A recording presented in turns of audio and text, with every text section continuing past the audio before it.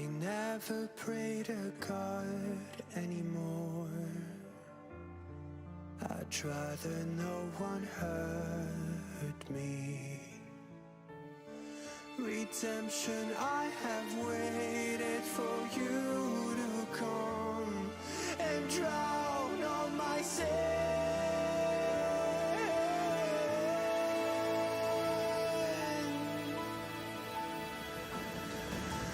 My knees are drenched in the blood I spilled just to get here. When I look around me, everything I had went up in flames.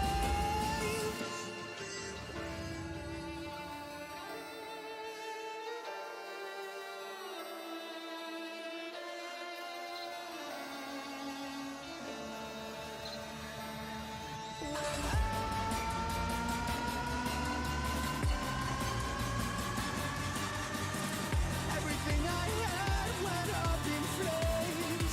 My lonely way.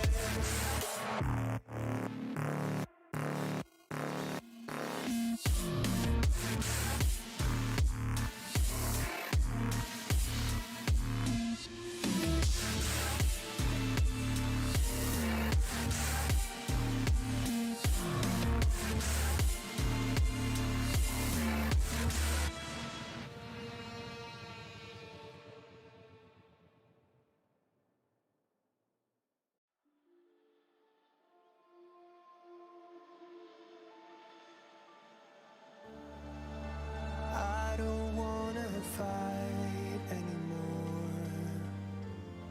Just turn around and leave me.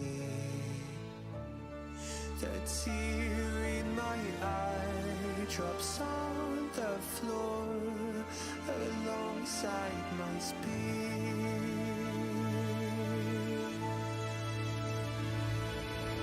My knees are drenched in the blood I spilled just to get here. When I look around me, everything I had went up in flames.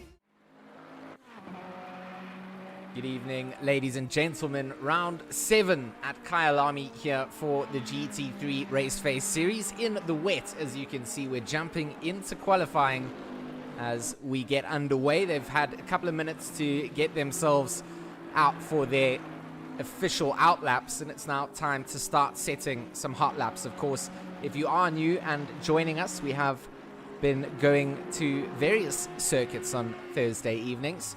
And as things stand at the moment, we have a very, very wet quali session. The race will also be wet, so you can expect the same sort of conditions when we go out to the race conditions in the next 16 minutes. But for now, it's all about qualifying. And Jordan Sherritt in the wet going to set us up with a 1:46.6 to take pole position. And that's going to be a very good start for the Lamborghini driver. GTWR Simulator Gian Truck. I'm not quite sure of the full team name that Jordan's running there, but GTWR. And of course, one of the Raceface Speed Labs instructors, Christopher Radloff from Sarko. He's currently up at the top end of the timing sheet as it stands. He's 1.3 seconds off of Sherritt's time. We haven't seen any of the McCalls entering in just yet. Versace will go a little bit quicker in the GT3s, and he's going to get himself ahead of the likes of Christopher Radloff. So the Retro Rainbow Bentley will, a bit of a boatly, likes the wet, and a good car out here at the circuit. But there's still plenty of time for the drivers to change things up, of course. This is really where we'll start to see if the dry line even starts to develop in quali. We saw last night in the little mixed mini enduro series that the track went from wet to pretty damp, and then the wet tires were effectively less effective, and it's quite difficult for drivers to keep the back ends under control, and they definitely were lighting up the rears. Mark Ansel at the moment from the Retro Slipstream team in the 111. Kind of traditional green and gold coming out. A little bit of South African-esque cricket equipment. You know, got the white batting pads as well. Don't hate it, but definitely a little bit different for the retro boys. I guess going back very retro. Maybe what... I don't want to say the things I would think about painting in those colors. I'll just get shouted at for being rude. Keegan Masters, G4 Sim Porsche. Good to see some of the Porsches still up here. Normally favored out at Kyalami in the old BOP scenarios. Of course, in the real life also dominant car at the circuit. So both Anto and Masters currently up in the top 5. Anto in 4th place. And of course then Keegan Masters in 5th.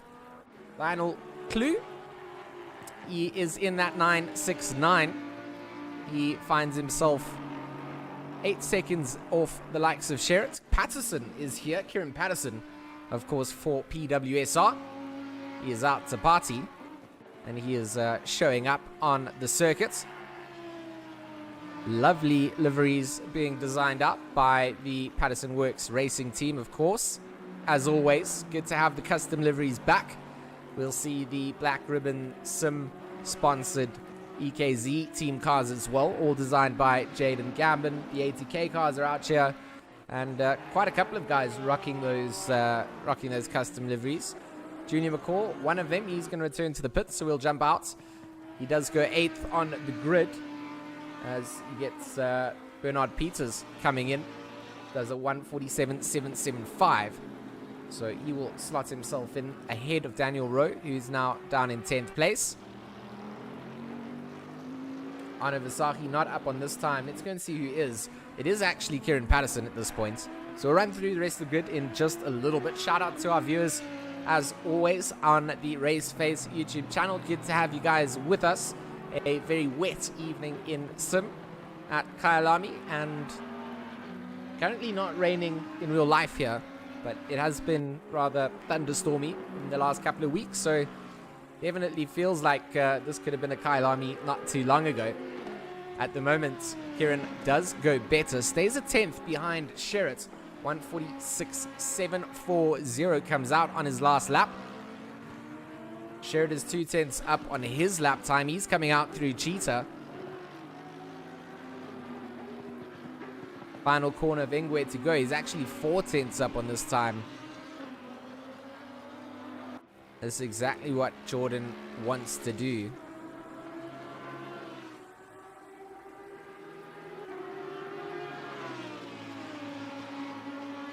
So he is going to go and set a 146.278.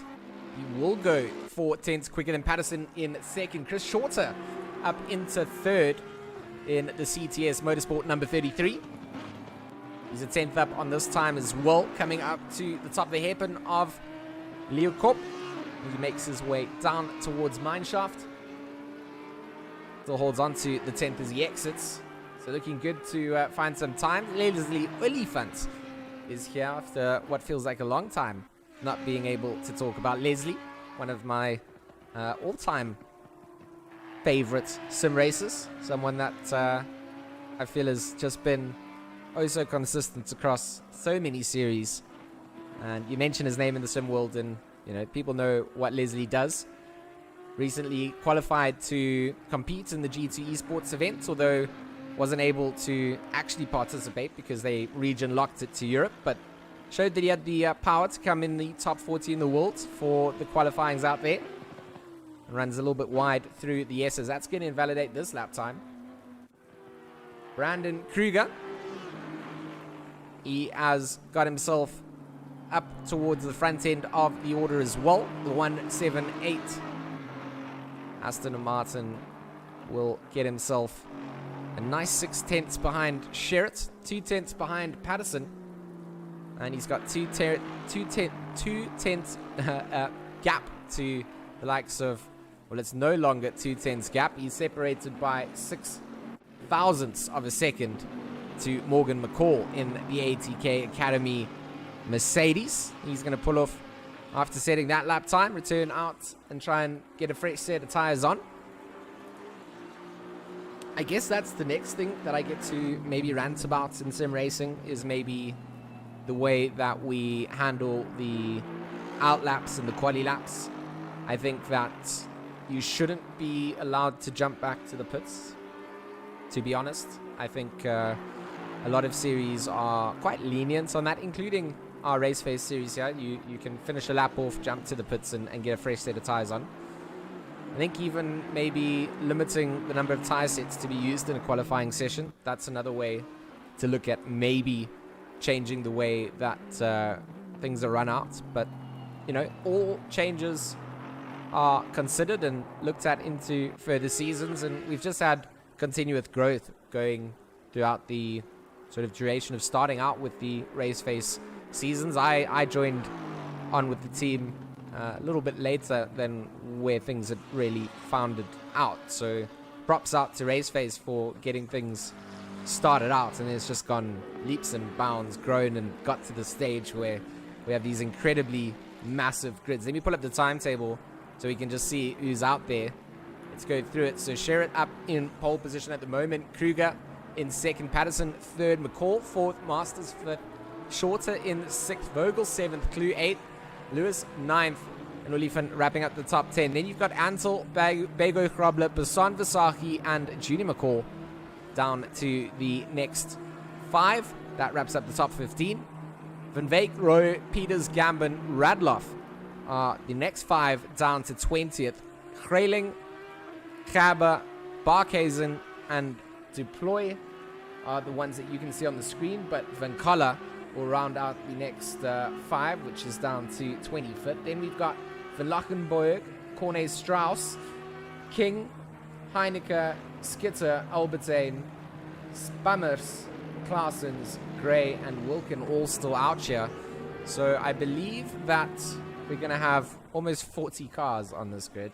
40 GT3s out at Kyalami. Not a bad day. Not a bad evening. I could get down with that. Hopefully you guys in the stream are ready to be blasted away by a race in the wet. Turn 1, which is actually not turn 1, it's the kink. Turn 2, which is Crowthorne, the left-hander at the end of the straight. Can be absolute mayhem. See how wet the wet line is as Brian Lewis races out with the back of his number 101 Audi. Does lose a little bit of time, but will cross the line. Not going to better his time. Stays in the top 10. At the moment, it is Sherritt who is up towards the front end of the stick. He is 10th up and doing a good job at just staying out and finding more and more time, building up that buffer out to second place. Brandon Kruger having a great lap time and getting himself up into second place. The Aston Martin in the wet here, a very nice car, and Brandon Kruger getting a lot out of it. Patterson and Olifant teammates starting in 3rd and 4th. They're not going to be upset with that, but Patterson is out on the racing circuit, so he's looking to get a little bit more out of this. Chris Shorter goes a little bit faster. He goes in the sets a 1:46.9 to 6. Puts himself into 6th place. 6/10 off of Jordan Sherritt. 300ths behind Morgan McCall in front of him. And with both McCall and Olifants still in the pits, Chris Shorter going to stay out on the circuit and see if he can better that lap time. Lewis is up 2/10. Bego Grobler up 2/10. Going to stay with Chris Shorter. He's going to dive out here, so we're going to switch over to Brian Lewis then from that Retro Sim Neon team in the 101. He's got 2/10 up at the moment. This could get him ahead of Vogel into 8th place. Shout out to our stream chat again. Pierre Grindeling here, Bash is here, Jan Els is here. How's it? Good to have you guys here. Looking forward to this one indeed. Round 7 for the Raceface GT3 season, and it has been a good season so far. Jordan having an absolutely incredible run out. Hasn't really found too much from other drivers that have prevented him from staying dominant. But race in, race out, delivers up at the front. And the mid-pack battles that are going to be here are going to be absolutely nuts. The grid size is incredible. 40 cars currently on the running order. And just trying to look down and see, we've got some late entries also just joining up and pulling through. Custom liveries for the drivers and teams that would like to submit them. Something that I'm a little bit passionate about in ACC is having the custom liveries. I quite like the ability to, represent your team, get something going. One of those cars, of course, the Resource Complete Team Try Hard Racing Lamborghini. Johan Bego Grobler behind the wheel of the number 15. You see the lovely little South African flags on the rear wing. Of course, all the sponsor logos on the side makes it feel a little bit more real. See in the background one of those EKZ cars as well. They, of course, sponsored by our stream sponsors as well, Black Ribbon Simulations. It's going to be some awesome announcements tomorrow. Let me just give you guys here a little bit of an insight. Tomorrow, keep your eyes peeled. Some big things are coming. So social medias, if you've got them, out on the Twitterverse. I think that's the place where I'll be posting about what I'm talking about. But yeah, tomorrow should be an interesting day for sim racing fans. Quite excited. And of course, Resource Complete also powering up and partnering up with us at Raceface and getting us some sponsorship as well. So Black Ribbon Sim also just providing out the pair of Sparko race gloves to the race winner of the championship in the Pro Division. And then we've got a second pair of Sparko Sim gloves that are available to the overtake of the season. And I mean, Bathurst had a couple of nutty moments. I think drivers submitting their clips from there are going to be certainly towards the front end of the picking, because there was some crazy moments there. I'm going to carry on looking down towards the grid as we continue to talk about it. So yeah, of course, the Black Rideau Racing Griffins, they also running their custom livery, some Raceface logos on the cars as well. Shout out to them for throwing the logos on the cars. It looks absolutely epic. See, a lot of guys just parked up into the pits at the moment. A minute and 30 left on the clock before we go to our formation lap and the start of what will be an 80-minute race. Mandatory stop for them to serve. But for the drivers out on the circuit, they're not giving up just yet. They're trying to find some time. They're trying to improve on their time. Christian Deploy, a relatively new driver in the sim racing side of things, but doing massive job to put the Latin Esports number 23 in a recognizable spot. Not just because, again, I get to talk about beautiful custom liveries. Look at the job on this Ferrari. I mean, beautiful to look at, and he will cross the line down in 26th. Feels like it's a long way down, but it's certainly far away from being at the bottom end of the stick. You're going to find yourself in a lot of chaos. Looking down the list there, you see the likes of Heineke also trying to climb a little bit higher. Corne Strauss trying to get up. Albertine from Amp to Play.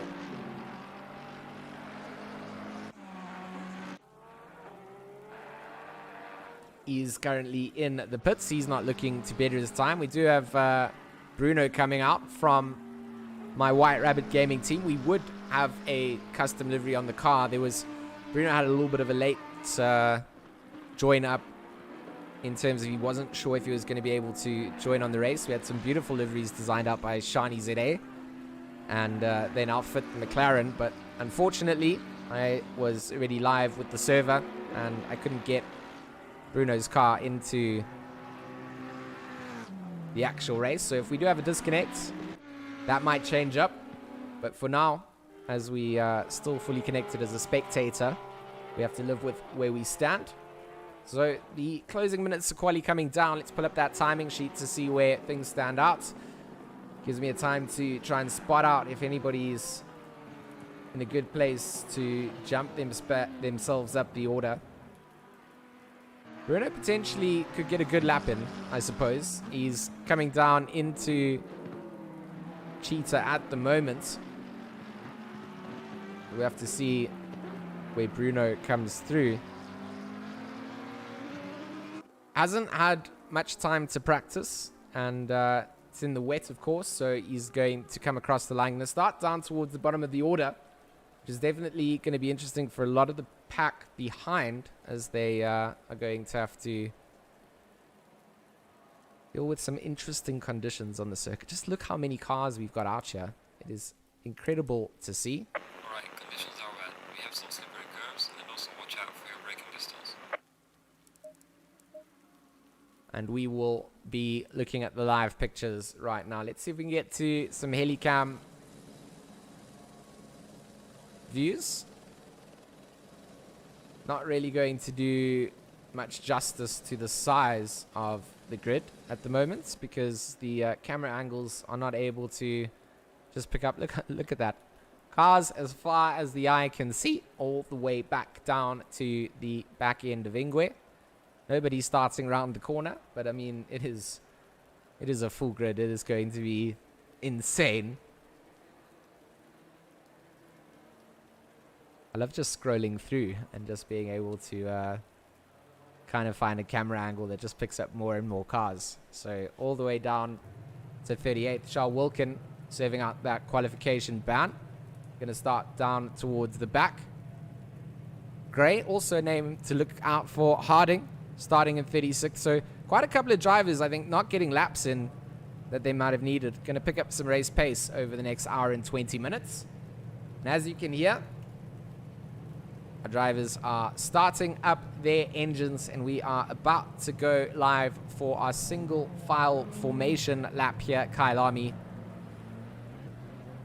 We are here for round 7 of the GT3 Raceface.Pro Championship. If you guys are looking to enter up, registrations are open for the entire series. Head over to Raceface.Pro on the interwebs. If you want to register up, join the Discord to keep in check with exactly what's going on. Big shout out to Resource Complete and Black Ribbon Simulations. If you are interested in getting involved and sponsoring up a team or a stream, wanting to partner up with us, get in touch with Bertus Hugo from Raceface. He's your point of contact, and a big shout out to him for the organization that he puts into getting us to these races. Awesome place to get registered. Pretty easy, simple process. And it's just been growing and growing. And like I said before, this is what I want to see. 40 cars almost out at Kyalami. Jordan Sherritt up at the front end. He's going to be fighting out with the likes of Kieran Patterson, who does actually get himself up to starting in second. So that's a very important point to note. Kruger demotes down to third. Lewis gets himself up to fourth. So it does separate out the PWSR cars. That is the number 1, 2, 3 of Patterson and the 187 of Oliphant. A little sandwich being made up between them. Hope that Kieran can try and give Jordan a bit of an interesting race up towards the front. Like I've said before, Jordan is incredibly fast, and we've seen how dominant he's been in the series. But Kieran Patterson, he's got something to offer for sure. And I'm glad to see him out here. The Audi, BOP-wise, Kyalami, very much up there with the cars that I'd pick out. Especially, I think, with the changes out to the Porsches, perhaps. Maybe not as favorable, as you can see. We do have a couple of Audis up towards the front. Morgan doing a good job for the ATK Academy team. That number 514. You'll see that Mercedes. A little bit of a lone Mercedes on the grid. He's done a good job to put himself just outside the top 5 out through Crocodile we go. And on the way up to Cheetah, Sherritt and Patterson will line up on that front row. Kruger and Lewis on the second row. Oliphant and McCall on the third row. Masters and Shorter on the fourth row. And then Vogel and Clue on that fifth row, rounding out that top 10. And 28 cars behind them to make the chase down. On to the final start-finish straight. We go out through Ingwe. 2 by 2 in the formation sequence. Green lights are good. It's an early start. Cars getting caught out at the back of Ingwe, needing to come around the corner still. So a good start out for the leaders. But the cars at the back of the pack getting caught out a little bit by that race sequence, a little bit early. And Jordan Sherritt going to go defensive. He's got a good start out. Going to leave the door open for Patterson. Runs wide out through. Does he get the drive? He does. And it is an incredible drive coming out from Jordan in that Lamborghini. And a great job at the moment for the likes of Kieran Patterson to be holding on. Needs to make sure that he doesn't let this gap disappear down towards the back of the pack. I can see a couple of cars not quite on the train formation that we see, but most of the grid getting through what seemed to be mostly clean. Gonna wait for our track updates as they go through the final sectors just to get confirmation of their current positions. Jordan Sherritt leads on Kieran Patterson, Brandon Kruger in third, Brian Lewis in fourth, Lazy Oliphant in fifth. So our top 5 remain unchanged. Morgan McCall in sixth. He's got Clue right next to him. And round the outside, the likes of the BMW of Kraling. He's starting to try and see if he can get some room through. So in the middle of this is absolute chaos. Actually, fourth place for Morgan. He's got himself a nice start. He's jumped Kruger. And now getting a little bit of a gap out to Kruger as well. Let's see what's happening in that mid-pack. Ansel, Claessens, and then Kraling, they're all in this. And then Junior McCall in that Lamborghini behind him. So the Porsches coming through the field together. Ansel and Claessens hugging on the back end. A little bit of a contact with the likes of Kraling.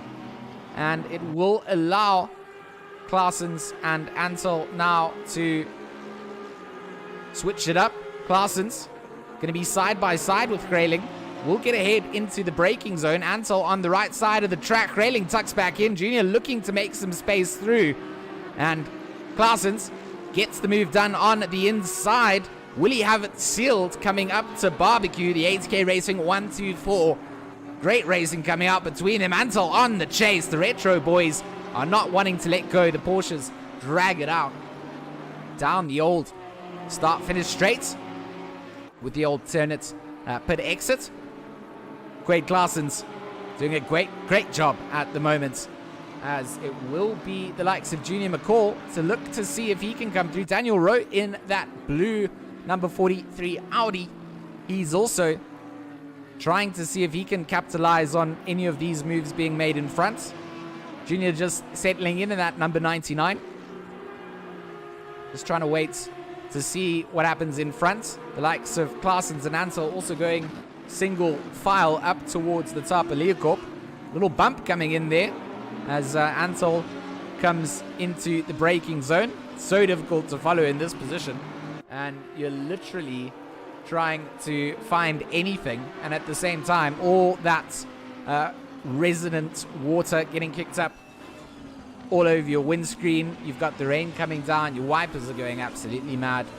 And you've then got a million cars all around you to try and, dance around with on the circuit. So Rowe going to be just behind the likes of Junior McCall as they come down the start-finish straight. Sean Skitter is dragging it out against that Lexus of Hannes van Veek. And the BRS-sponsored EKZ Motorsports Audi. Trying to look for a little bit of clean air. Not going to sit in the slip. Doesn't want the spray kicked up. Nice on the brakes from Skitter. But Van Wyk getting a little bit of a better drive out through Crowthorne is going to allow him to get through the Yuxke sweep with a couple of car lengths before the braking zone of Barbecue, looking a little bit squeamish in the Lexus in front. Maybe Skitter going to be able to get alongside if the Lexus in front continues to make some of those mistakes. Love the liveries that the EKZ team has on their cars, and a big variety of cars that they've got on the circuit as well. So absolutely loving that. Vancala, that's the black and gold number 288 Audi, currently in 18th, trying to get 17th off of Skitter's hands. That's going to keep Skitter busy enough for Van Wyk to drive away. And up into the braking zone they come for the top of the hairpin. Both Audi drivers taking the same line through. You can just see from the splitter cam, Sean Skitter gonna have his hands full. Big puddle coming down towards Mineshaft. It's all about slowing it down for Crocodile, but still carrying enough speed and momentum to not lose through this little uphill section as you make your way through Crocodile. Cheetah, should I say, wide goes Skitter. This is going to be the opportunity perhaps for Vancala. Vancala alongside, round the outside, he'll have to go, but I think it's enough for Skitter to have to just settle in behind.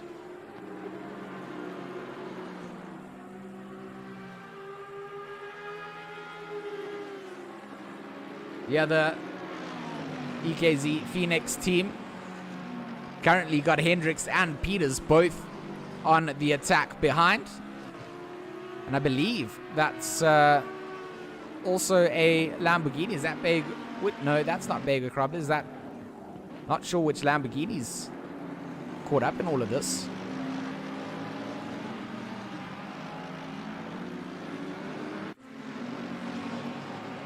Maybe get a lap indicator. Maybe a car that's the number 29 as the number board reads. That's Jan Spammers. So Jan Spammers in a bit of an awkward position. He is currently amongst cars that are fighting for track position. He's going to have blue flags waved at him while he tries to negate the traffic. Side by side. Peters going to try and get something done on Hendricks. A little bit of a cutback, not going to be available there. You'll see the likes of the Ladin Ferrari also just caught up behind all of this. He's going to get through. So Deploy might benefit from Peters and Hendricks. And Hendricks has already made the mistake. Here comes Deploy. Free position. They can't go side by side coming into Cheetah, who gives way first. And they both get through equally. And it will be Deploy to come out into Ingwe ahead. So a nice move from Christian Deploy. Jumps himself up 2 positions.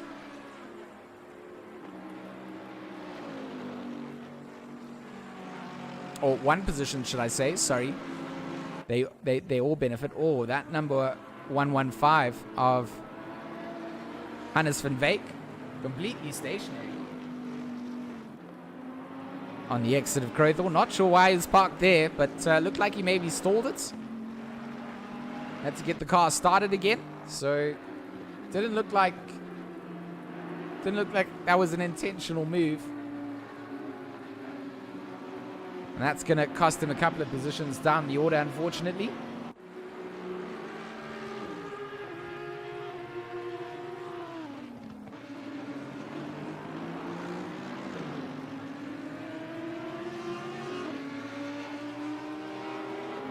So I see that Patterson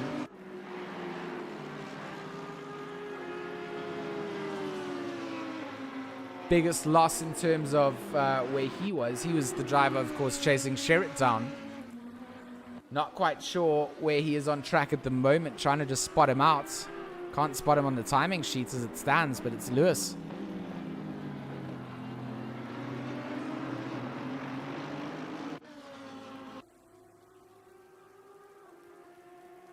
that comes down, and it's Leslie Oliphant in second place. So Leslie Oliphant up into second. So still PWSR team representation up into second.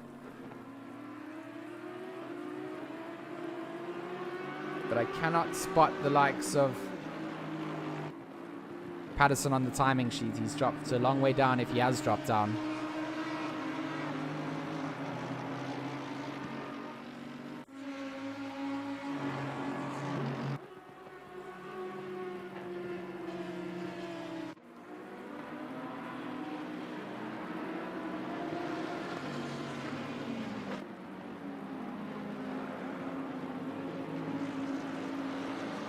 So Peters seems to have gotten past the likes of Bego Krobler.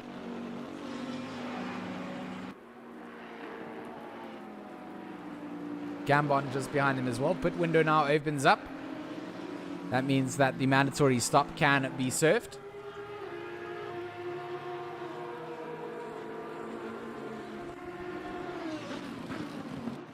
Junior McCall and Daniel Rowe, they're still on track for a good battle coming out. The likes of Arno Vasaki in this as well. And then is that... I think that's Patterson. That looks like it's Patterson's car. Behind them, I think he's dropped down to 35th. That is the 1, 2, 3. Timing board does indicate that he's in 35th, so something went really wrong there. And I apologize to the stream and to Kieran for not catching what had actually transpired there. That changed up those positions.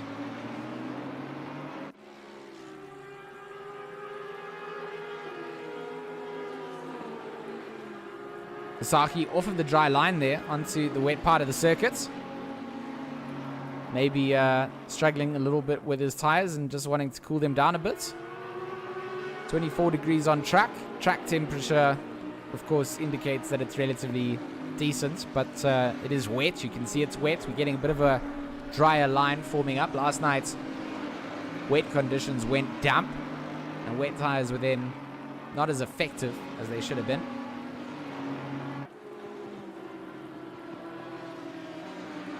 Christopher Radloff is getting closer to the back end of Quade Claessens. Well, Claessens has gone past Radloff, should I say. And now Claessens under attack from Ansel.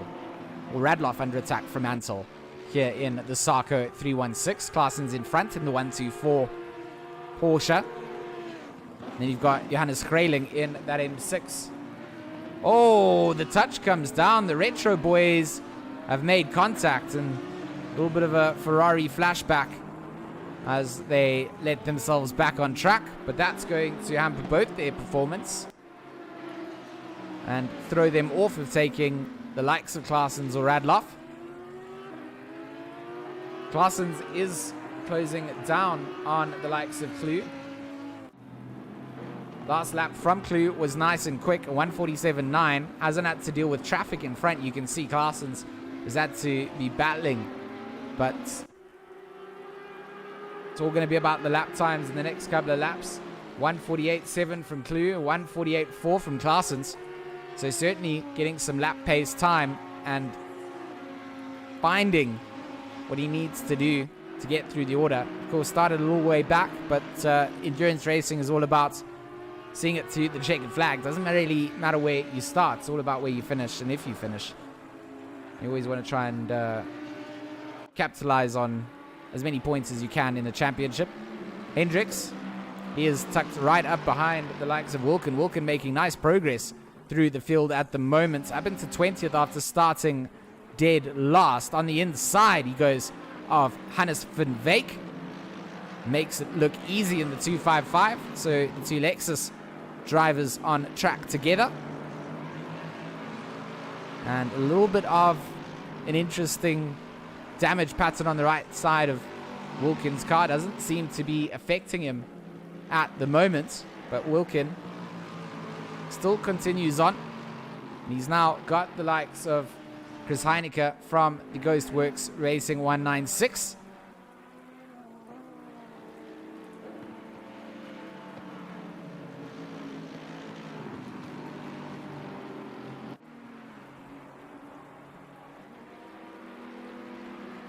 It does look like Wilkin is on a bit of a charge. Hannes van Wyk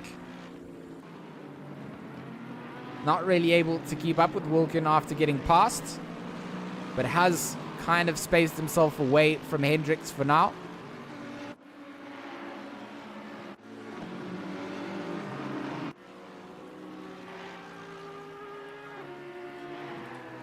Bruno also just making his way up through the pack, up into 23rd or down into 23rd. Up, go up, down. Down, it's lower numbers. So down into 23rd after starting towards the back as well, after quali. Currently just following behind the likes of Chris Shorter. And Shorter with a fair gap to Hendricks. So keep an eye out on those ones. Klue and Claessens, they are getting closer. We're going to be able to actually jump on board with Claessens. That was Klue. Now we go on board with Claessens. We see the windscreen wipers. We see a little bit of the rain and the spray getting kicked up onto our display. It's definitely lessened for us as viewers. More impactful for the drivers. Oh, wrestling is Quaid as he finds a questionable exit out through Clubhouse. Does manage to get the car back and under his control. And looking good out through the S's, up to the top of Lucorp. And onto the brakes into the inside apex. And onto the throttle nice and early. You can just see a little bit of feathering going on. Trying to just test the limits of the grip. Slight lift coming out through the mine shaft. And then big on to the brakes and carry momentum through. Make Cheetah look okay and then set yourself up. Sorry, make Crocodile look okay. Set yourself up for Cheetah. Saw a little indicator flash up of a dab of yellow. So I'm not sure if there's a little accident that's taken place in front. Could have been drivers that are back markers, but relatively in front. But nothing that we saw coming down. There's a brief flash, so into the braking zone. Radloff hasn't been able to hold on to Claessens here. Claessens is in a good spot to get himself up towards the top 5. Morgan McCall is 8/10 behind Brian Lewis.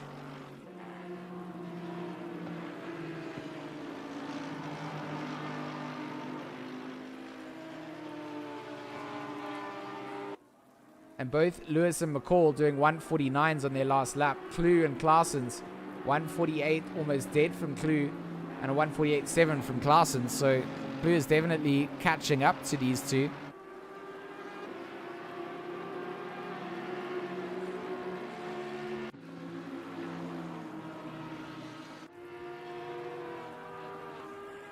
Junior McCall and Daniel Rowe. They're going to go side by side up into the top of Newcorp. Junior McCall not giving Daniel anywhere to go. Nice defense after we saw Daniel Rowe go alongside. But it is certainly not done just yet. Cars off in the background there, getting murdered out before Crocodile.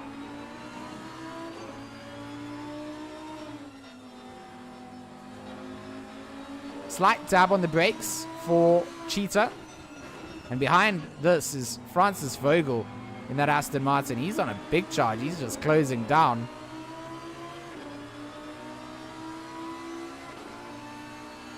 Let's try and see just where Vogel is relative to all of this. Where does Daniel Rowe go? Does he go on the inside? Going to set himself up for the inside of Barbecue if he stays alongside. He will be there onto the braking zone. The cutback potential there for Junior. He's not going to be able to do it. What a move coming out from Daniel Rowe. Executed perfectly. Masterclass in overtaking there. You can see Vogel raising his eyebrows. He's a bit angry. It's as though there's some marshmallows onto the fire. And around the outside, Vogel goes now through Clubhouse. So it will be Junior to lose out to both Daniel Rowe and Francis Vogel.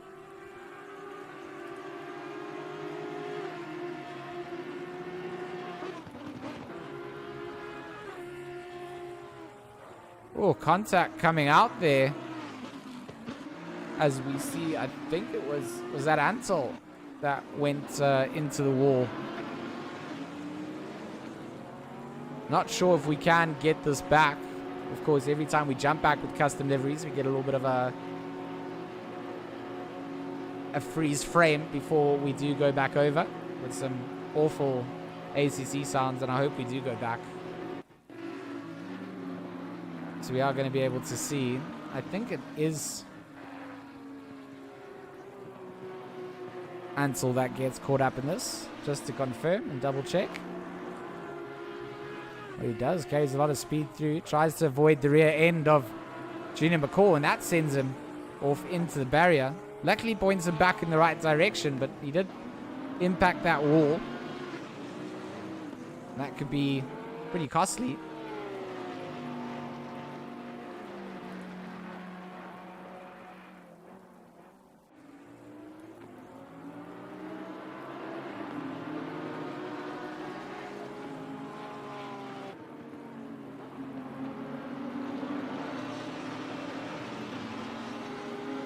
So that is Visaki in front of Junior McCall here.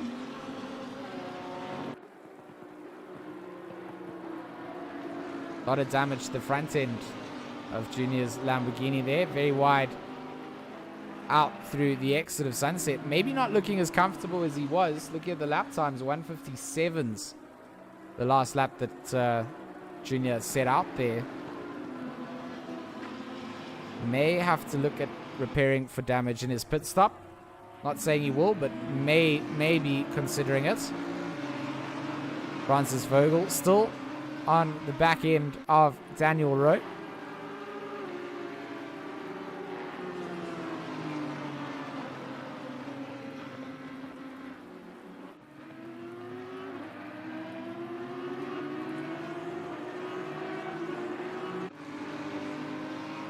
Go and see what's happening down a little bit. Franco Albertin in 24th place in a little bit of open A. He's got Cornet Strauss behind him, 2.5 seconds down the road. The EKZ Yeats, number 55. Cadiel, he's gone into the pits early on. Van Kalla, Bego Krobler, Gaba, Gray, all have gone in to serve their mandatory stops, so are back out on circuit. Requirement satisfied. Green box next to their names.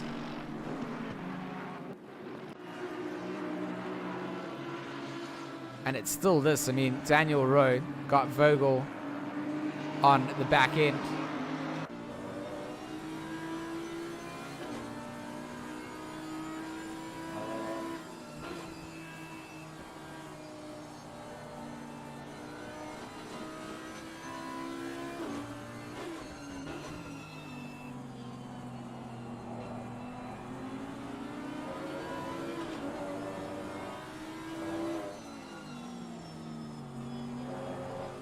You can just kind of see that Vogel's trying to have a look through some maybe alternate angles and lines at the circuit. Puts himself off the racing line a little bit in doing so. That is going to cost him time, but he is essentially just trying to explore and see, you know, where can I maybe look for something a little bit different. Do something that's different to what drivers are doing in front and find that it's quicker. And you win time and time again.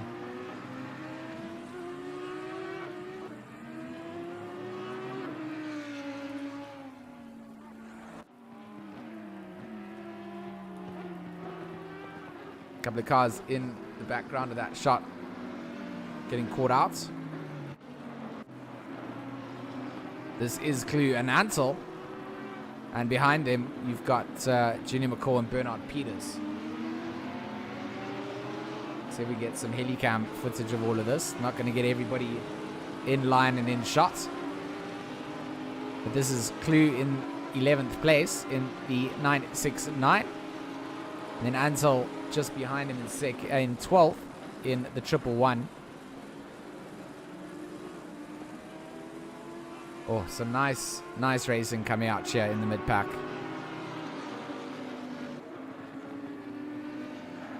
Oh, look at Mark Ansel. Catches a big slide on the exit. Carries a lot of speed through. Might even be thinking about setting up a move out through Clubhouse. Oh, a little dabble on the brakes. And Clue feeling a little bit of pressure for sure. Sets himself up for the inside apex. Not always the quicker one on the exit. Look at Junior. Junior's going to read this. Junior next to Ansel. Junior through. That is driving. That is reading. What a move coming out from Junior. Keeps it clean. Ansel can't defend that. He's given the position through. Needs to be careful not to extend and doesn't. Good little bit of driving from the youngster as he spots out that opportunity a mile away. And he will now leave Peters and Grayling to have to do the work together. Really nice overtake being planned out there. Jaden Gambin, he's got Chris Heineke putting some pressure on him.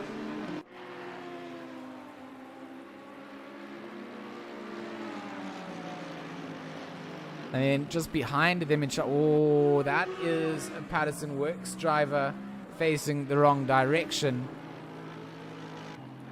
It's not Leslie. He's currently still in 4th place. He's dropped down. He was up towards the front end. I think it's just not gone well for Kieran at the moment.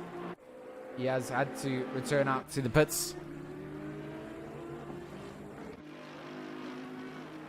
Lewis and Oliphant, 4/10 between them, just less than half second, and Kruger in shot as well. He's 1.3 seconds ahead of Lewis. So if Lewis and Oliphant keep themselves busy. Morgan also behind, going to be looking at those Claessens. He's 3.4 seconds behind Morgan. Still something to happen in the top 10 for sure. One small mistake in the wet. Seen it happen. Punished.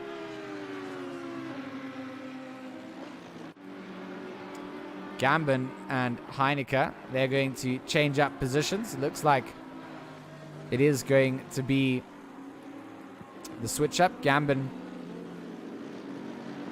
loses out a couple of positions really there. Down to 19th place as Hendricks goes through as well. So Junior then leads on Hendricks in front of him.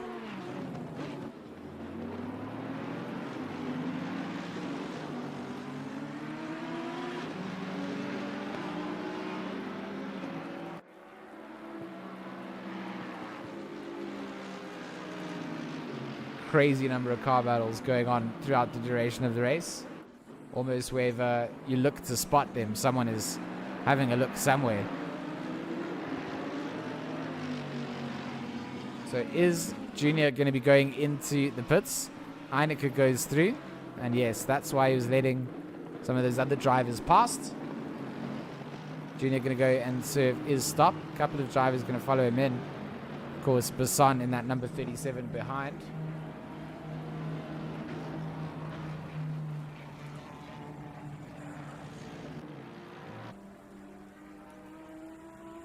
See that Basson having moved over then from Amp to Play. That's where I used to remember Basson going to before for a point. Some SRC maybe, but Retro going to be the team that the number 37 is in at the moment. And Retro Esports, a team, you'll hear me talk about them a lot. Definitely growing in the sim world. Getting more drivers involved, getting more teams involved, registering up. So it gives us some time to also talk about the 6 hour on the 6th of December. Of course, partnering up, or partnership between Metal States and Raceface. We'll be going out to Spa for that 6 hour. 10,000 Rand prize pool. I think the team that walks away with first place gets about $4,000, if I'm not mistaken. So if you interested in registering up, registrations are going to close on a set date. It's not going to be open all the way up until the event, so don't hesitate on the Medal State website to go and get yourselves registered, get a team involved, and it's open to international entries as well. So if there are internationals that would like to sign up and join, they're more than welcome to do so. More competition, more the merrier. Jordan Sherritt, haven't talked about him. He hasn't had any stream time, but he's 15 seconds up the road from second place. And just incredibly consistent fast times coming out from Jordan. That's what you need to remain at the front, and that's exactly what he's done.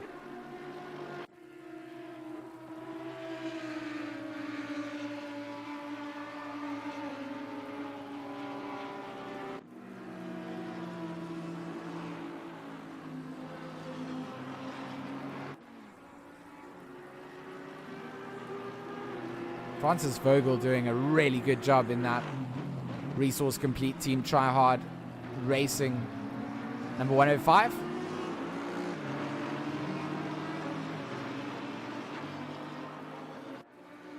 Olifant in theory 5 seconds up the road. And let's see lap times. Olifant has actually had a big spin, so this is going to change things up entirely. You can actually see Vogel coming down. See if we can jump back. We're going to risk it for the jump back to see what's happened. So we will have a little bit of lag while we wait for it to jump back 30 seconds and get our liveries all at the same time.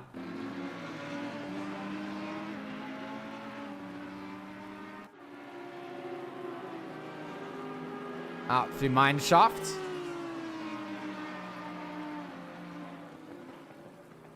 Then onto the brakes. It just takes some curveball, just goes onto a big slide and comes across and just catches front end of Gamba. Nothing that Jaden could really do there. And I guess that Leslie was also a bit of a passenger, so Vogel will go past. Now this is Morgan McCall.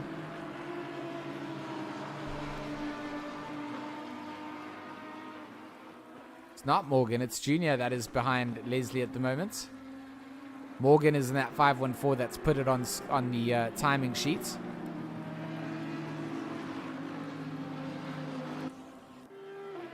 Bruno currently trying to get through some of that traffic. He's got the likes of Vincala behind him.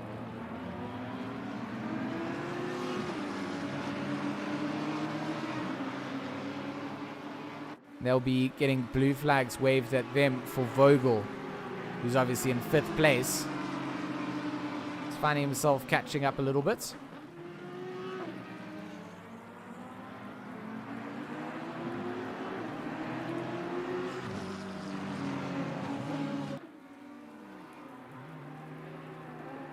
So Vogel gets through past Vincala.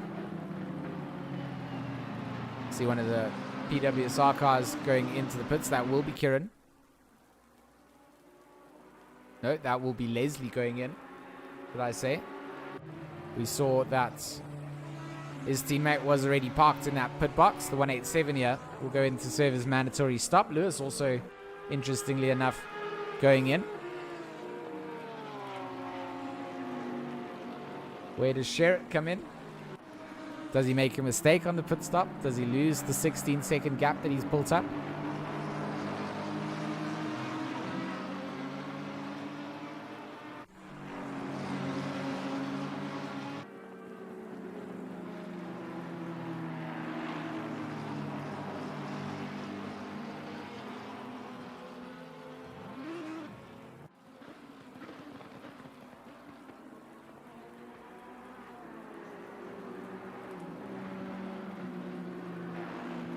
Very nice clean racing coming out from a lot of the drivers that we've seen on the circuit at the moment. Daniel Rowe and Hannes van Veek. They're knife fighting it out. Lexus versus Audi. But I was just saying, Some nice driving coming out from everyone. Very respectful for what we've seen. Makes for a good race for us to watch. Indeed, keeps everybody nice and tight and close together.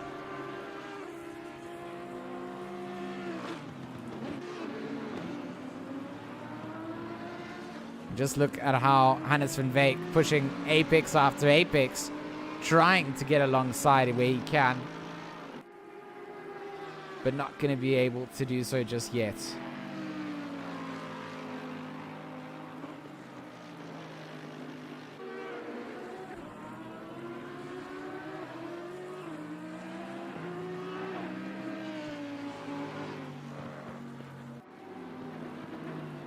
See if we can get some rear splitter view of this, because it does look like Van Veek is trying to plan a move out. Always good to watch with a bit of the Jaws music going.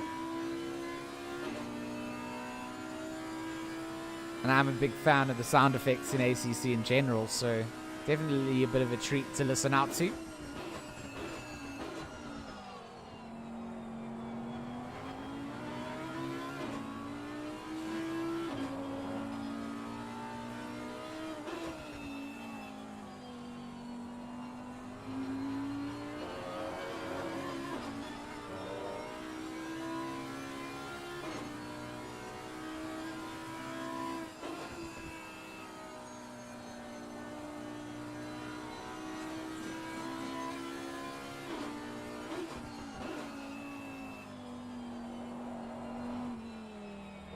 Oh, a little bit of a mistake, maybe on the exit there from Rowe. You can just see how Van Veek closes in.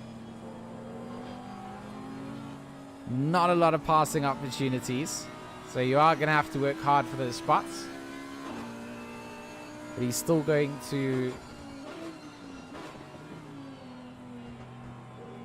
try and get alongside if he can.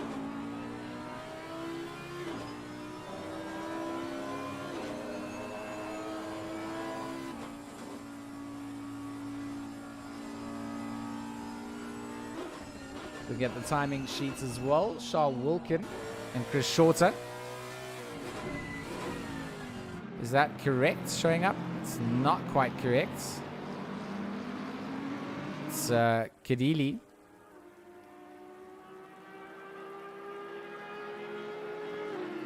Is obviously just in a back market position. A lot of the time gaps at the moment just showing that drivers caught up in a little bit of lap traffic. Olifant and Versace should be quite a good one. Both of them have served their mandatory stops. So we do want to see where they come out of this. Brandon Kruger, he served his stop.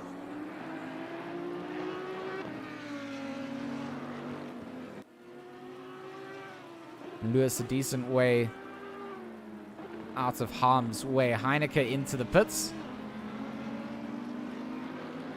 Deploy caught up in a part of the track where a lot of people have gone into the pits, and he hasn't yet been the person to do so.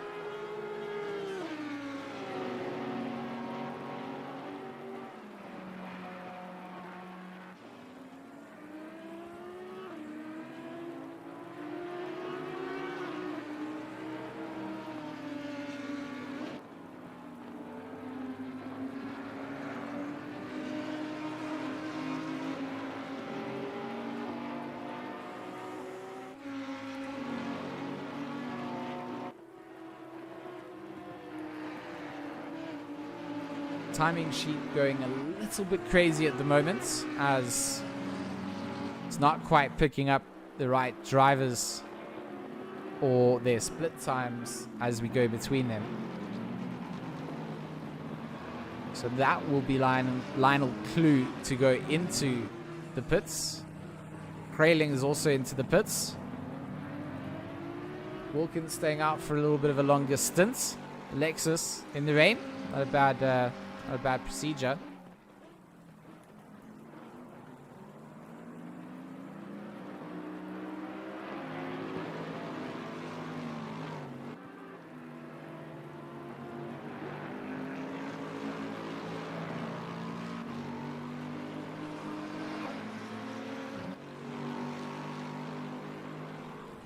Okay, so the only way that I can fix this timing splits is to just rejoin. I'll be right back in a second. Let me just rejoin so we can get the timing sheets fixed up again.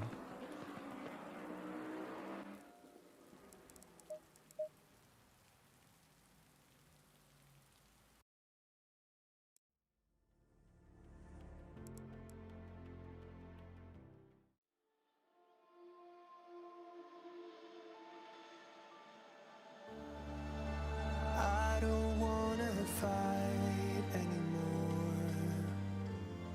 Just turn around and leave me.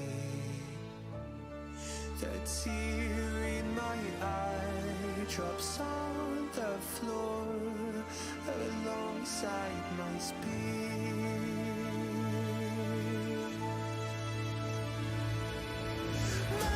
My knees are drenching in the blind. I feel just to get in. When I look around.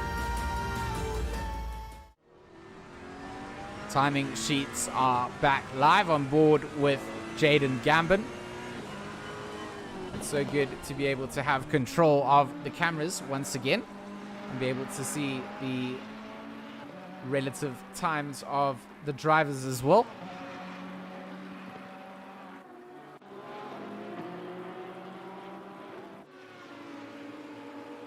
So some good lap times coming out from trailing.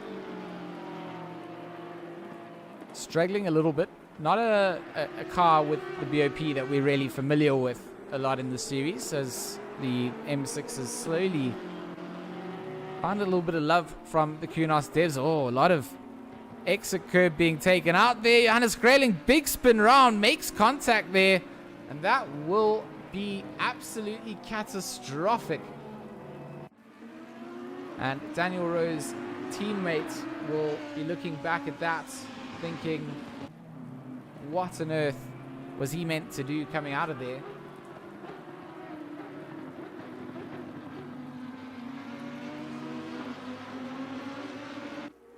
The Keegan Masters getting caught up in all of that.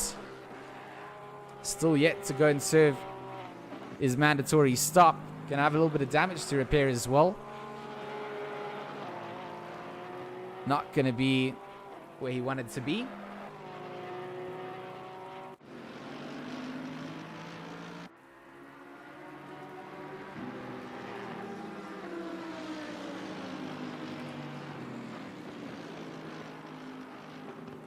Noah Hendricks having a really good race. You can see him just behind the likes of Bego Crobley here. He's up into 7th place. Still going to go and serve a mandatory stop. Jordan Sherritt going to be into the pits. So our race leader in and out of the pits.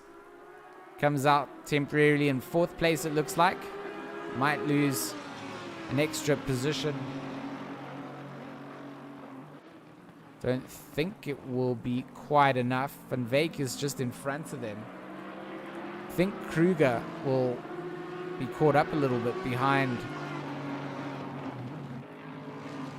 as it will be Chris Shorter to go up into 2nd place. Vogel for Team Tryhard. He is leading the race. We see a backwards facing Lamborghini out through the S's, and that's definitely not what you want to see.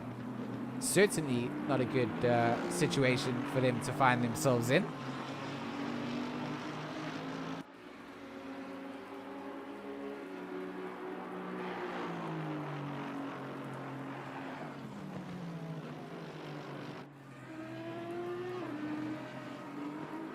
But we now track to see when Vogel, Shorter and Van Veek come into the pits. Hendricks still going to extend his stint and stay out a little bit longer. Vogel does go in at the end of lap 23. Or it would be lap 24. But he's gone in.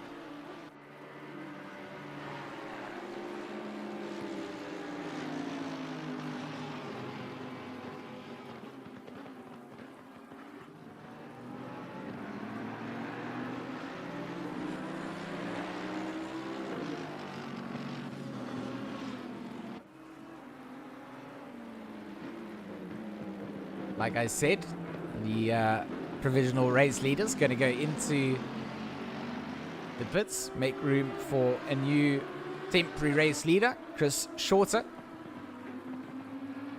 Didn't seem to have the greatest start to the race, but certainly just kind of made his way through the field by staying out and staying nice and clean. And the CTS Motorsport will stay out. Jordan Sherritt, who already has made his way up into second. It's only 9.5 seconds behind Shorter, and Shorter still has to go into the pits. So monstrous drive coming out from Jordan Sherritt here, as per usual. Feels like it's the mandatory deliverance, and a good job at doing so to bring a little bit of consistency. It's not just a once-off thing, has a skill set that goes beyond just a single race event.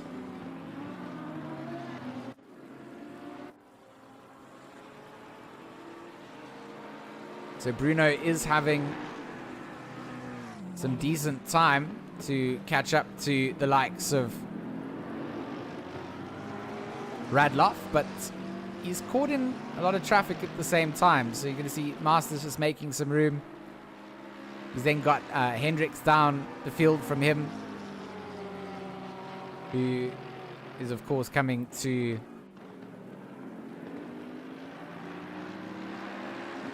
get through as a front runner. Basson and Claessens. Ooh, this is a nice one to catch.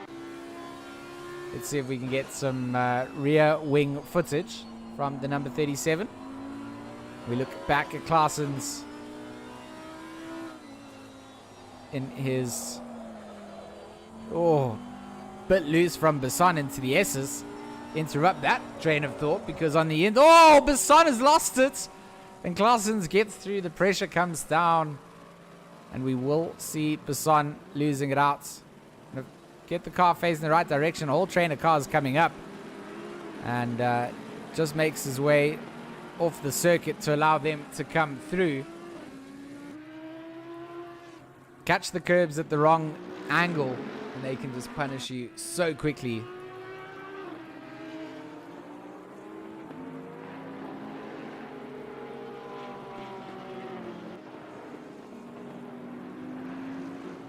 Almost 30 minutes left of our race. Jordan Sherritt into the leaders. Shorter goes down to pits. He will drop down to currently 16th place. Heineke is still going to come into the pits here. He's currently scrapping it out with the likes of Eugene van Lachenberg from one of the Black Widow teams. That is the Racing Sloths. The M6 just showing who's boss down the straight.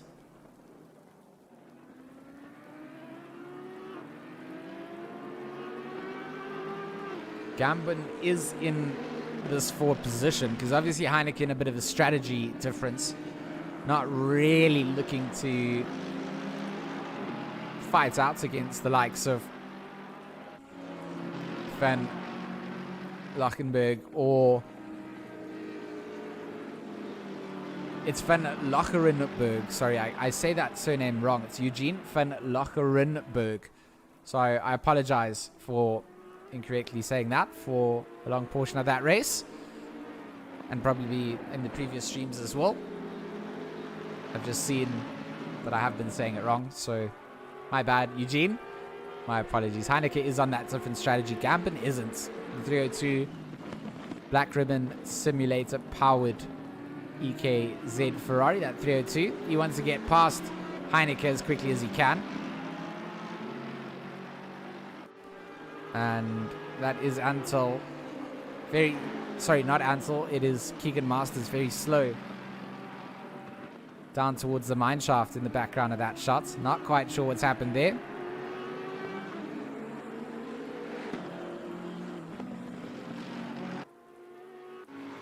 Clue and Wilkin. Pit stops have been served, and now it's just purely about track position. 969. Doing a good job to keep the likes of Wilkin at bay. Wilkin into 11th place from starting right at the back of the grid. That is a massive, massive drive coming through. And Lionel Clue. Work not yet cut out. 30 minutes to defend against someone like Charles Wilkin. It's a long time to defend. We have no idea how the tires of the drivers are faring out. No, Hendricks will go into the pits eventually. So he'll pit from 4th. We sure to come down to 16th from pitting 1st.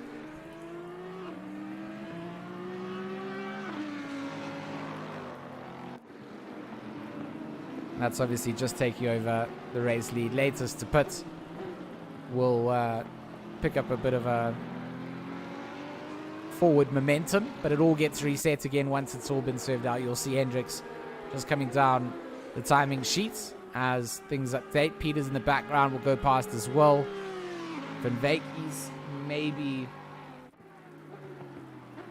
can also come through. He probably does get that done. Hendricks still very stationary, so look out towards maybe 17th or 18th for the amp to play Mercedes.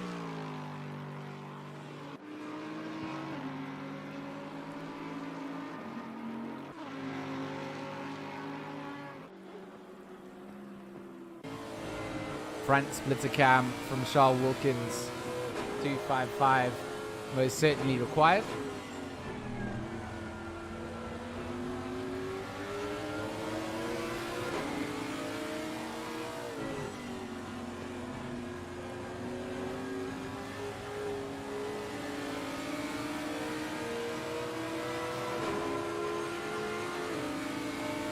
Really is a nice viewpoint.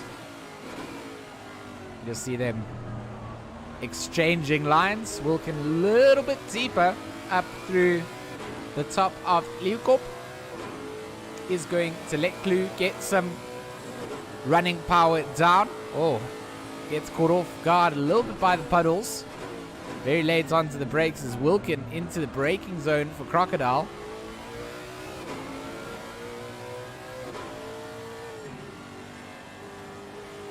More momentum carried through. Clue will go very wide. Needs to be careful not to pick up a track warning limit as he comes to the exit, or actually bin it because of the wet surface. Can be a little bit over exciting when you do get onto the accelerator a little bit too early after running wide in the wet. And yeah, a little bit of the traction control kicking in there as well from Wilkins' Lexus as he tries to explore that wetter line on the outside. Saw Clue hitting the inside apex quite hard.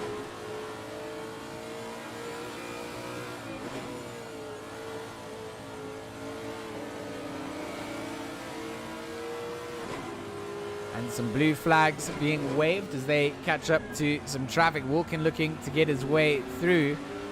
The number 15 making some room. And Charles Wilkin, oh, where does he get a way through? This is the battle to get outside of the top 10 or inside, further inside the top 10. Always get confused. Up, down, inside, out. Doesn't matter. Clue needs to be careful. Can't leave anything open. Can't leave it to chance. We saw Wilkin get into the braking zone here a little bit later on the previous lap. This time he's a little bit closer. Does he explore this? Does he get closer and try and get the move done out through the exit of Ingwe? Setting himself up now. He needs to set up for Cheetah, and he would do so. Wilkin on the charge. Clue, a great exit through Cheetah. They're going to catch up to some more traffic in front of them, as I think that would be the likes of Kruger, perhaps. Great soundtrack to just enjoy out here from the Lexus. And some good driving coming out from both these drivers, trying to find a way past.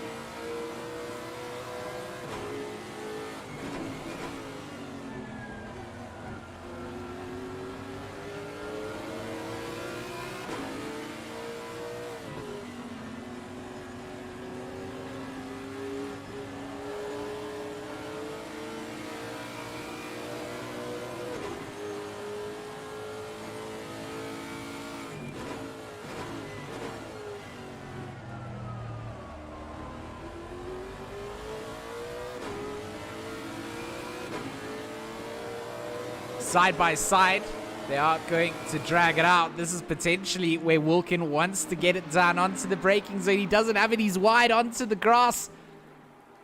And what incredible footage we got to witness as that was getting set up. But he's going to have to set it up again to try and get through.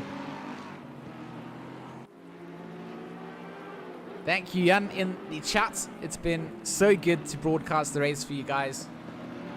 Really enjoying the GT3 series with Raceface, and I feel like we've got an incredibly talented driver pool that makes it all so much fun to add some commentary to. I know that the drivers love watching the races back at the end of it as well. We don't get to capture everything, but we certainly try to where we can.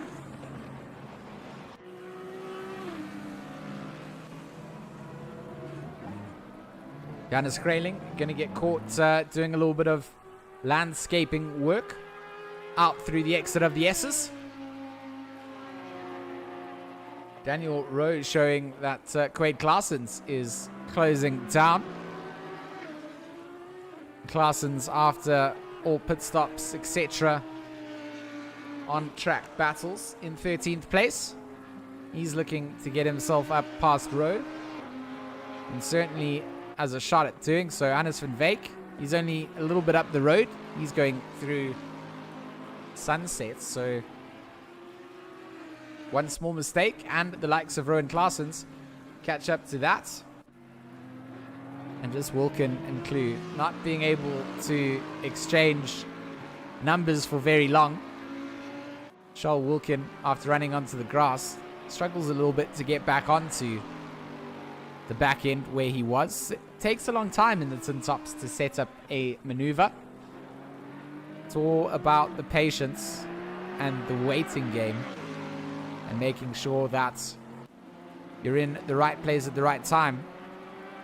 You can just see some of the puddles still kicking up some spray behind as the cars exit through them, but a relatively decent dry line forming up.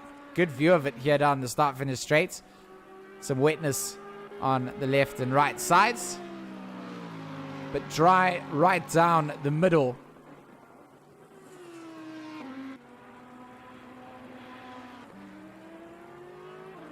Wilkin is absolutely dropping off here in terms of Lionel Clue.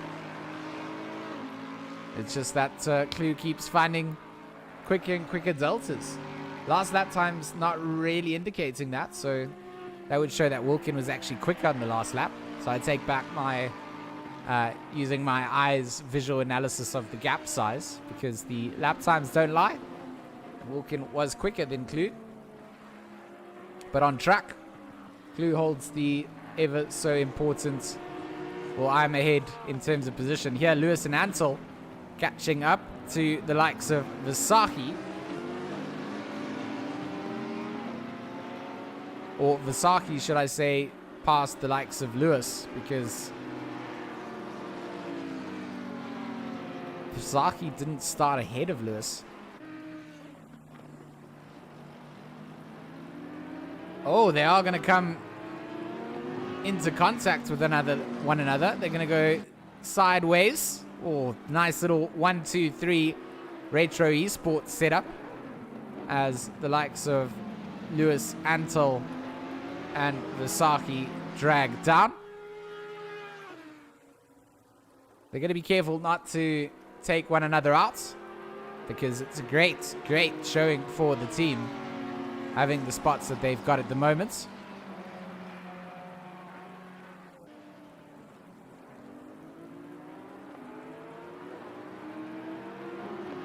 And a nice little inter-team battle going to evolve.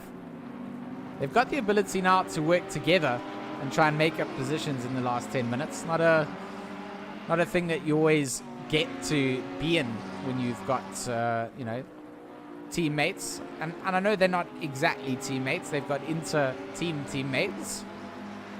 But all driving under the same banner nonetheless. And the Retro Esports team will love the fact that we're getting some shots of them in 6th, 7th, and 8th overall. All pit stops have been served. Jordan Sherritt still leads away at the front. The gap that he has not yet been entirely updated. We'll see it here. It's 10.8 seconds to Kruger, which is not massive after the pit stops have been served out. It was upwards of 15 seconds, so we're going to have to see if this is going up or down. Jordan's last lap was one of his, I want to say better laps, but it was a 1:47.2, which is what most of these drivers could try and get to in their best lap conditions, looking at their overall laps. Jordan's best lap, look at this, down at the bottom. You'll see it there, 1:46.9 in the pouring wet. Pretty filthy coming out, and right now we see the likes of Krayling. It's not Krayling in front of them, I don't believe. Is it Krayling? I know it's Keegan Masters for sure.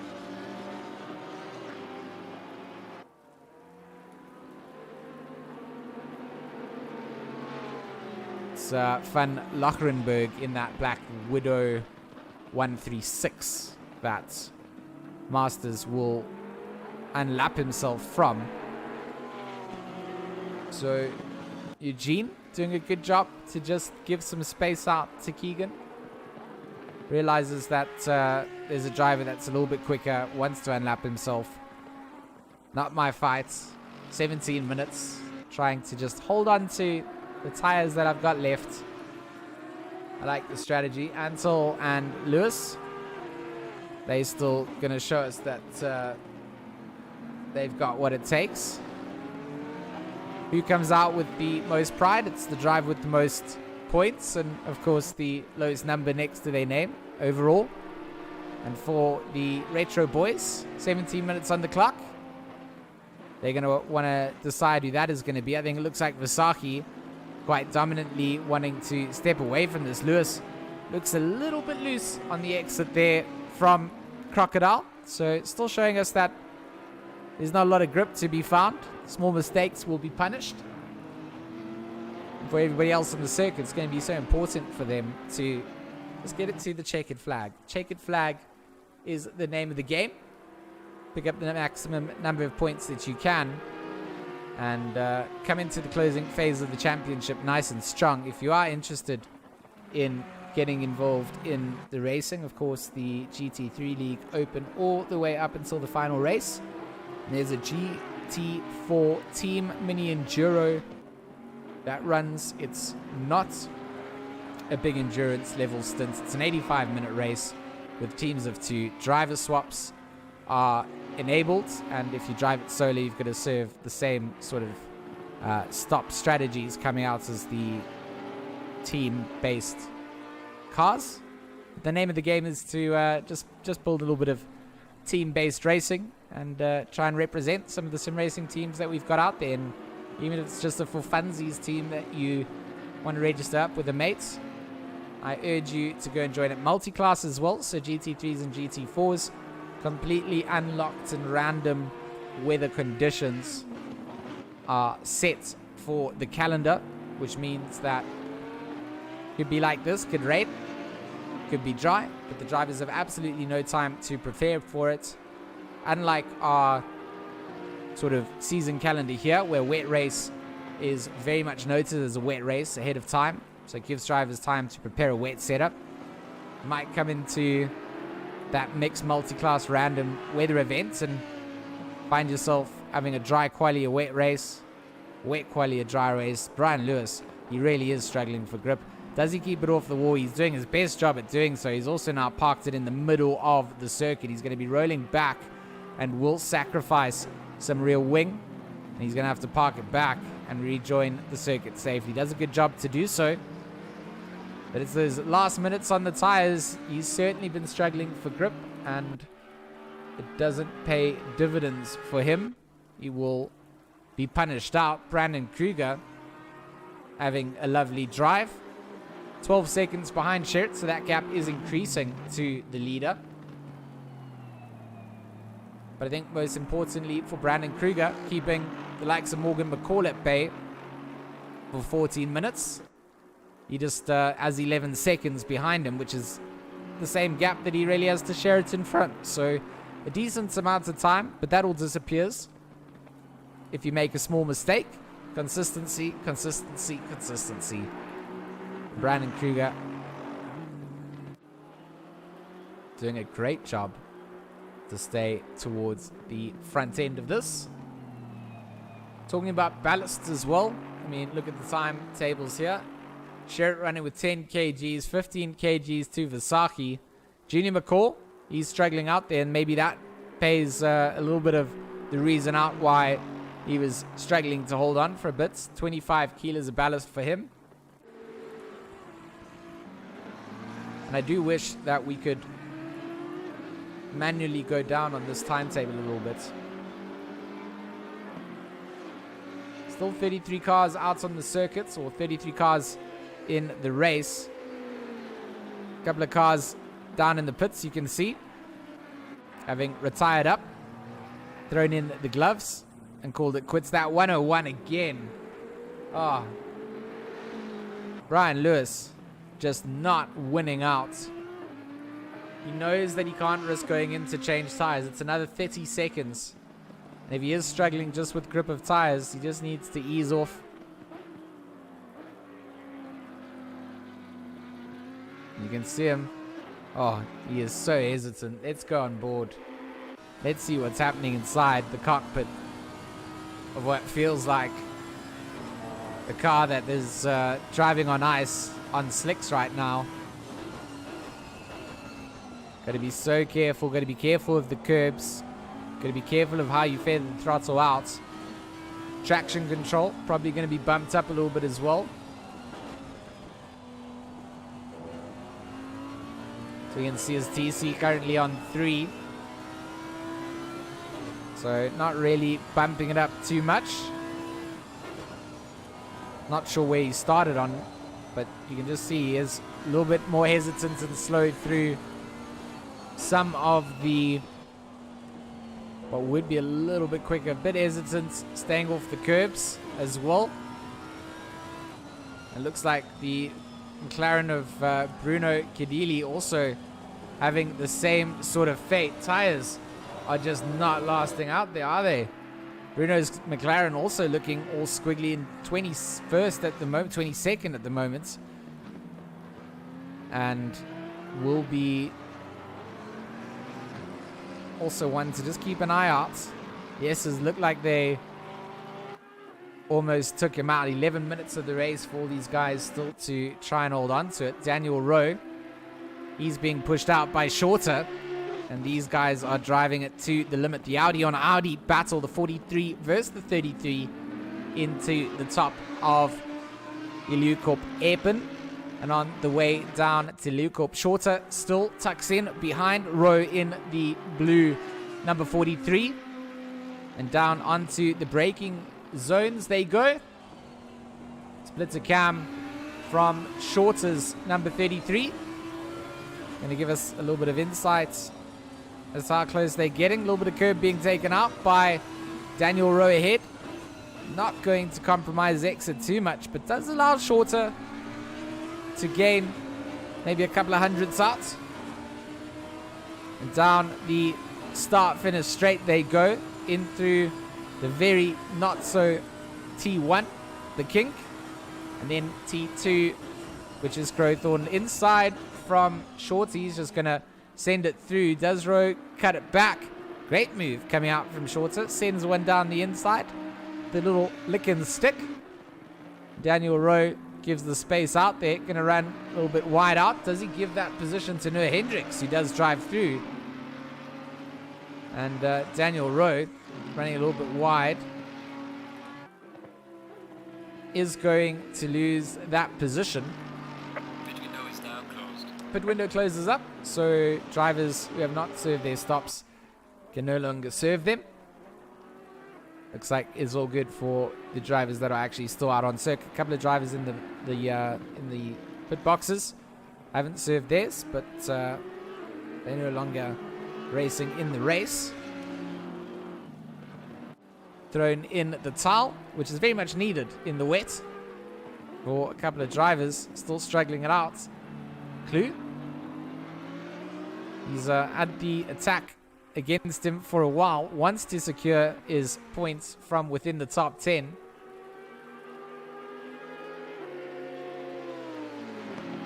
Jay-Z Krobler in the chat says that Brian is complaining about some pain in his dominant arm.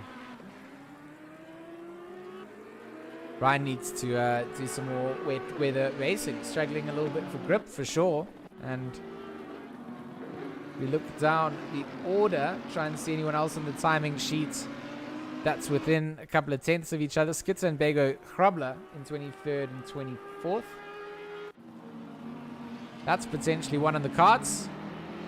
Black Ribbon Simulators Audi does look oh so dashing with its livery. So Skitzer past the likes of Bego Krobler there. It's actually Bego Krobler on the back of Skitzer that we see in picture. Bruno Kadili.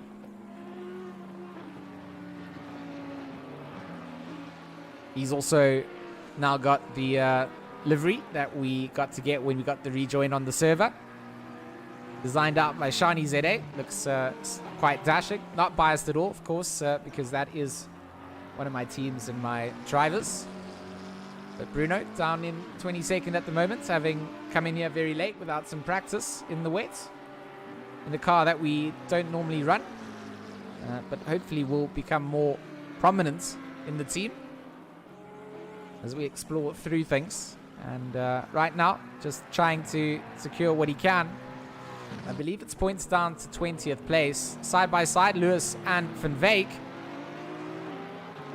And it will be Van Veek on the inside line. So we'll hold down top or stay in 10th. Lewis will bleed out to 11th then.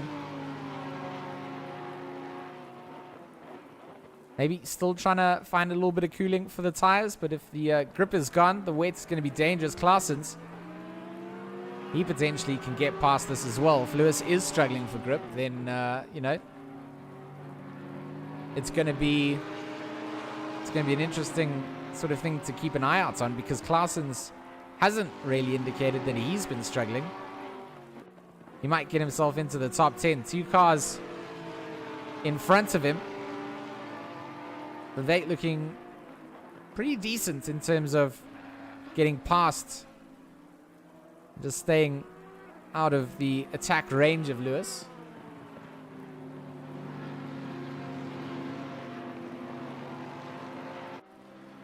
Six minutes to go. Sherritt up at the front. Brandon Kruger in second place. Morgan McCall into the podium sitting spots in third. As for the rest of the top 10, Vogel, Olifant, Visahi, Wilkin, Antelklu, and Van Veek.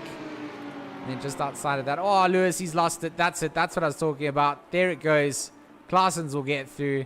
And the big mistake to push. The tires are gone. And what Brian needs to be doing is trying to keep the car in a safe space. The exit through Mineshaft sends him pirouetting round. 5 minutes to go. Klaasen's through shorter, 17.8 seconds. The last time indicated, but will be going through. He's actually going through Cheetah whilst we look at Brian Lewis.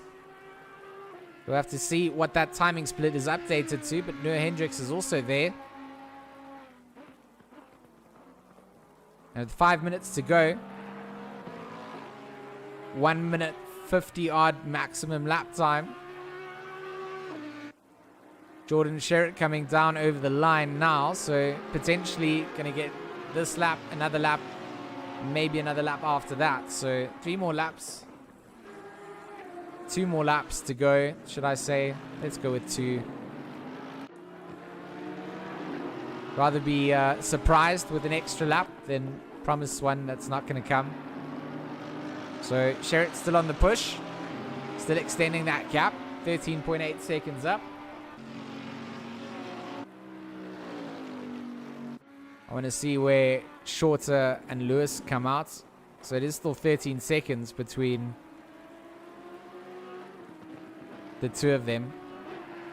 Doesn't look like 13 seconds, to be honest. Oh, Lewis, he's made another mistake coming down. I think that was the exit of the S's, risking a replay to just confirm. But all of this, the narrative, that could be positions coming down to the likes of Shorter and Hendricks. And he's gone off out through the S's. So what was just a couple of minutes ago a very good 3-way showing for Retro. Still will leave Visagie and Antle up there. Visagie in 6th and Antle in 8th. Lewis down to 12th. He was with them. That's always the thing to notice. And Shorter, there you see him in shots. 3 minutes to go. Clue and Klaasen's.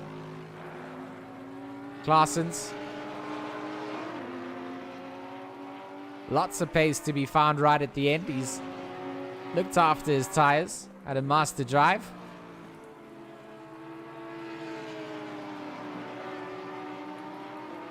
And Clue, he's just had to be ultra defensive the entire time. Van Veek into 9th place. So the armor of Clue is penetratable for sure. Klaasen's will know this. And this is where you really want to put the pressure on. You can see Wilkin doing the same thing to Visagie. So Visagie at risk of losing his 6th position spot. Wilkin at risk of having to settle for 7th if he loses out on this. Oh, just look at that Lexus tucking right into the back of the number 94. The Retro Rainbow drag down the straight. And the green and gold really does actually look quite good on the Bentley. Inside line coming out from Wilkin, perhaps not quite close enough to have a look down the inside. And there's a nice view from the helicam of the dry line forming up. You can just see it throughout every corner, every apex. A couple of puddles still remain, but it gets very slippery outside of that. And, you know, if you're struggling with tires, you're struggling with tires. This could most certainly go all the way down to the line.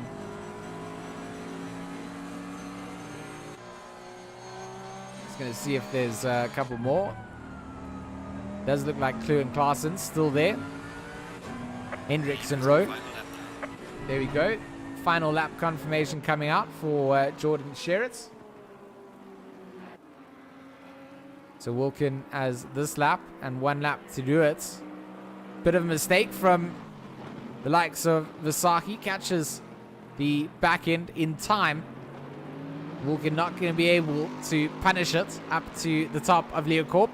Great exit coming out from Visagie. We saw him dominating in the GT4 last night. He was in the KTM Crossbow or the mixed multi-class series. Didn't have to do too much defensive driving. He was fighting against some GT3s on track in his GT4. but Wilkin all over the back end of Vasaki. He's looking for a way through. And into Ingwe, how much does he carry through? He's carrying speed where he can. The Bentley down the straight is going to get a car length between them. And that's going to be enough for Wilkin to not be able to have a look on the inside. Oh, I lied. He is going to be able to look on the inside. Does he outbrake himself? He's on the wet. He gets the drive through. Vasaki, can he defend against it? I don't think he can. And he will not get that back. I think that Vasaki, I just want to check where Jordan Sherrod is. He's going to come up through Crocodile. We don't want to miss him winning the race because he hasn't had it, but it will be Wilkin to come through. So Jordan Sherrod, over to him. He's come out through Cheetah, down to Ingwe for the final time. Our race leader in the 634 championship, man up at the top, will come over the line to take home first place. A great drive as well. I want to go back to Wilkin and Vasaki to see if this is going to heat back up in the last couple of corners. But it does look like Wilkin's got past and put the gap there. That will give him the bubble he needs to hold on to this. Brandon Kruger will cross the line in second place in the number 178. Great drive coming out. And then Morgan McCall will be the third driver on the podium. He's going to round out through Ingwe. So a fair gap between him and Kruger. Great drive from Brandon Kruger. And a good drive from Morgan as well in the 514. Takes home third place. Vogel will go over the line to Vasaki and Wilkin. Does it go to the line? It doesn't. Looks like Wilkin going to come up and come out victorious. Vasaki and Ansel will almost get a photo finish together. What a drive from Wilkin. Started at the back of the pack. Came up through the order. Over the line they go. Vasaki takes home 7th. Ansel 8th. Hannes van Veek 9th. Well, what should be 9th hasn't yet finished out.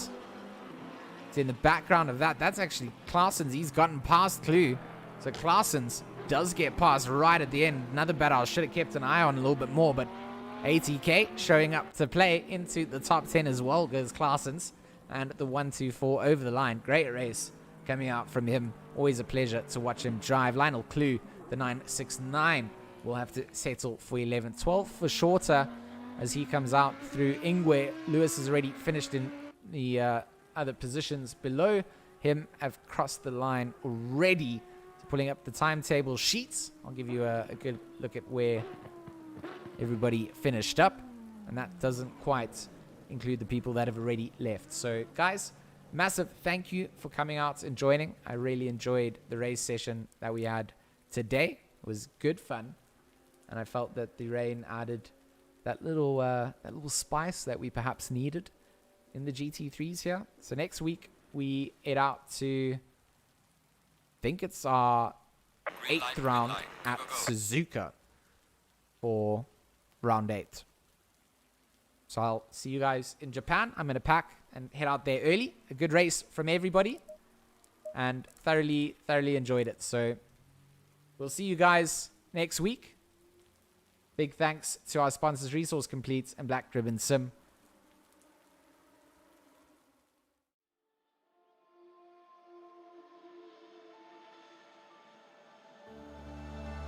I don't wanna fight anymore. Just turn around and leave me. The tear in my eye drops on the floor alongside my speed.